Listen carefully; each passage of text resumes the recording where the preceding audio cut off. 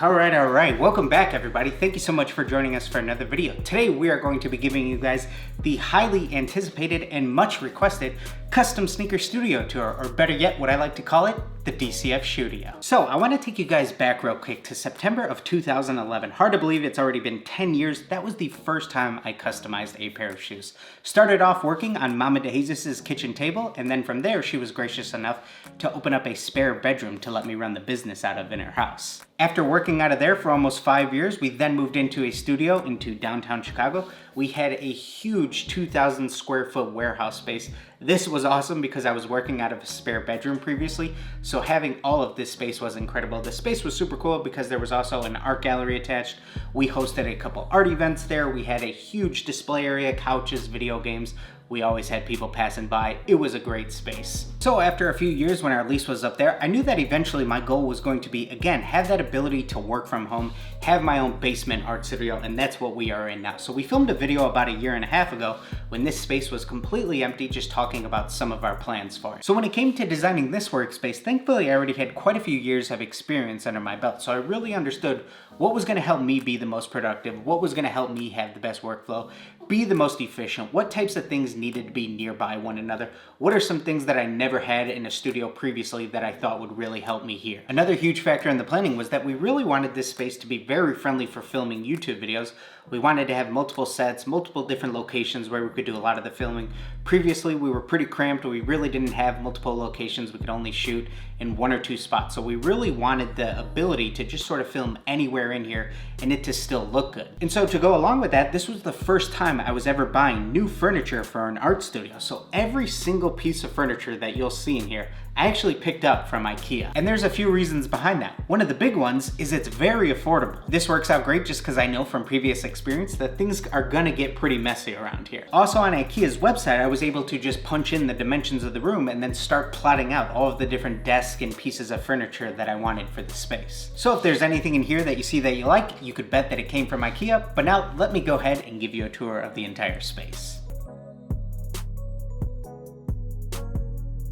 Okay, so now we are in what I would call our shipment and fulfillment area. So this is sort of the last area that any of our products will pass through. So whether I'm packaging up some of the custom sneakers over here, this is where I'll house a lot of our stickers, thank you letters, all of that type of stuff. This is also the area where my wife Brittany will work and take care of all of our stencil inventory. She handles all of those orders, and so this is where we house all of that. All of those tools are located here. This is where we originally had a pool table. Unfortunately, it was just taking up too much space and we weren't able to get enough use out of it. So we swapped it out for this kitchen countertop that we just have mounted on a couple of storage drawers. Behind me, you'll see our laser cutter, which is what we use to create our custom lace racks. This is also where we'll do some stencils, and we just hope to bring other products to life using that in the future also. This pegboard is where we'll house a lot of our general tools for the studio. We also have a lot of our packaging items on here, such as all of our different tapes and knives, and we also have quite a bit of our camera equipment on here, such as our battery charging station. For this lace display, I mounted a 1x6 to the wall, and this is where we house the hundreds of laces I've compiled over the years.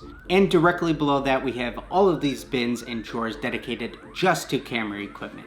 Over time, we just ended up with so many different mounts for various shots, so many different cables for different connections, so many pieces of equipment for audio. There is so much when it comes to camera gear. So this is a really important spot to keep super functional because as a sneaker customizer, I know that I'm always working with crazy deadlines, always packaging up things last minute. So I need to make sure that I know exactly where everything is, try to make that already stressful situation go as smooth as possible. Over here in this corner is where we have our computer workspaces. So Jason and I both have our separate desk. This is where we'll do all of our editing for our videos, editing our photos, any of our digital media type stuff. All of that's gonna happen over here. This station is also where I keep both of my vinyl cutters. So I have the Silhouette Cameo 2 and the Silhouette Cameo 3.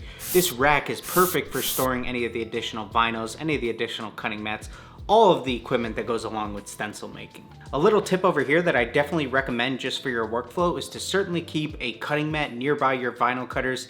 This way you can cut out any excess vinyl, and then I have a drawer completely separate just for any of my scrap pieces, and these can be used at a later time. Anytime you might need just a tiny little cutout of something, keep some of this scrap vinyl here and then you'll be able to find a use for it in the near future. Right above that, we have probably the largest canvas that I've painted. So this is the Chicago skyline. Started off with just a metallic silver and then built in a ton of texture on top. Canvases are definitely something that I want to start doing more of in the future. I had a lot of fun making this piece, but this was already probably around 4 years ago.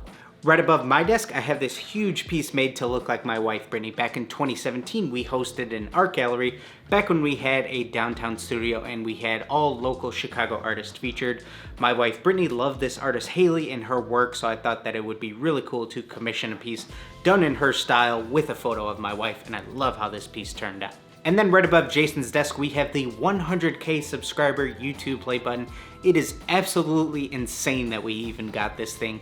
Back in our previous studio, when we first got started on YouTube, we just had a piece of paper where we kept track of our YouTube analytics.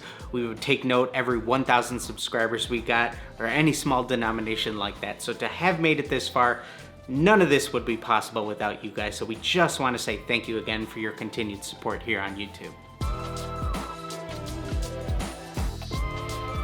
Okay, so now we have made it to my favorite part, the paint station, the place where I spend 90% of my time. This is where all of the magic happens. And this is actually the first piece of the studio that was planned out because I knew I had to do all of my airbrushing over here in this corner so that I could vent the hose directly to the outside. Since I knew I was going to be working in a corner, in order to best utilize that space, I built out this little L-shaped work desk. So these are actually 3 different countertop pieces mounted directly on top of these 2 storage drawers. Having all of these drawers nearby was super important to me to keep a lot of my supplies just at an arm's reach anytime I need anything specific for working on a project. So I can have entire drawers dedicated to my airbrush stencils, airbrush ready paints, all of my tapes, all of my gloves, all of my prep supplies, all of my different paintbrushes. Everything can be at an arm's reach on any given project. I also love having all of that additional storage nearby because anytime I'm done with the project, I'm ready to begin a new one. I love to put back all of the supplies, all of the paints, just clear everything off the desk, and it really helps me get in the mindset of moving on to the next thing. And when it comes to customizing, there are so many odd little tools that you might need for any specific job, so it's great to have those at an arm's reach anytime. Then we also have a pegboard mounted nearby. This is where I'll keep a lot of my finishers and tiny little supplies, things like Q-tips, toothpicks, cotton balls, airbrush cleaners, airbrush needles, just a lot of little knickknacks that you may need. So at the moment, this area might actually look relatively clean, but without a doubt, this is the first area in the studio where there is pure chaos and it's almost always a mess. So this is where we keep a large majority of the paint, everything except the gallon, so we have all of our quarts, all of our pints, and all of our 4-ounce bottles here. I just wanted something that flat out looks cool, but I also wanted it to be very easy for me to find any specific color that I may need. So a couple shelves are dedicated to just all of the quarts. We have one shelf that has just all of the stock Angelus colors, and then everything below that is going to be all of our custom mixes. So that works out great anytime we need to create a super specific shade of any given color, and potentially we might revisit that theme down the road. We can remove some of that guesswork and we don't need to create that mixture again. We already have it stored. And then right in front of me, we have this white bar top table. We really wanted something just like this, mainly for filming purposes. Sometimes you just want to have that clean white tabletop for a given project. I'm always amazed and want to give huge props to any of the other artists that I see on YouTube who actually work at a white tabletop like this. I would never be able to keep it clean enough to actually have that as my permanent workspace. This is kind of like the current project area, so a lot of my upcoming projects. I love this shelving unit because I always like the idea of sort of each client, each customer having their own individual cubby. There's a lot of things, whether it's the shoebox, the insoles, laces, a lot of things that you don't want to lose for each individual client. And then I also have some of these little pull-out storage bins. These are great, especially during football season when a lot of guys will send in multiple cleats. I can store maybe anywhere up to 5 pairs in there, have their name on an individual cubby, and it just helps me keep things organized. Then I also just have this cool little display rack, a lot of little Funko Pops in there. The Cause figure, I actually have a signed football and helmet from the Jaguars for doing a lot of their stuff from My Cause, My Cleats, so that's super cool to have too. Okay, so now we are in the area that I would most likely call our display area or our YouTube filming area that you guys are probably most familiar with. The general premise behind the area is that if anybody were to come into the studio, this is sort of the location where we have a lot of the finished shoes, a lot of my display shoes over the year, and it's gonna also make for a great filming location that we'll be able to use sort of as our main shot for a lot of our YouTube videos. I had seen these vertical shelving units used in a lot of sneaker displays in the past. Love how they looked, and I knew that if we had black vertical shelving, obviously all of the colorful shoes are really gonna stand out up against that. And a lot of these are shoes that I've either made in the past for personal use or just to have for display purposes.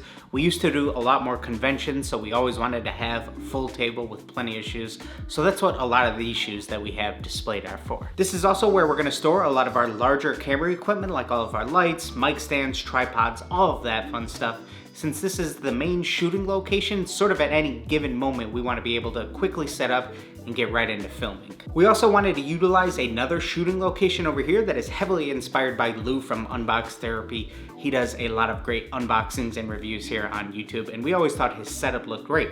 Just has a simple blank wall directly behind him for all of his unboxings and reviews, and it just really helps keep the emphasis on the product. So that is the setup that you have seen us use on our series reviewing your customs. In our video talking about building out this space, this is also where we said we wanted to set up a podcast.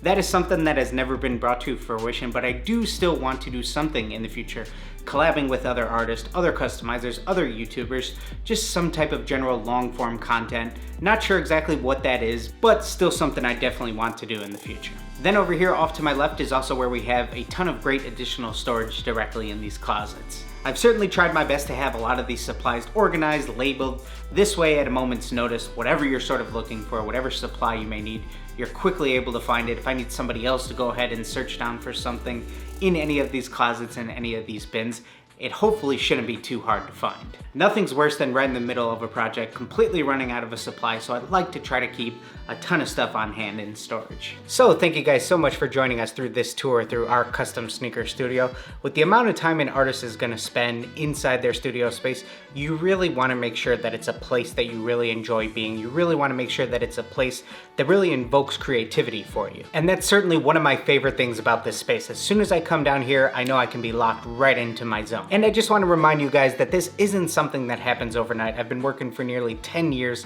to build up to this, and overall I'm super pleased with how the studio turned out. We were able to furnish the entire space with brand new furniture from IKEA for just a couple $1,000s, and I think that's a super fair price, knowing that a lot of these items are gonna get heavily used, there's gonna be paint everywhere.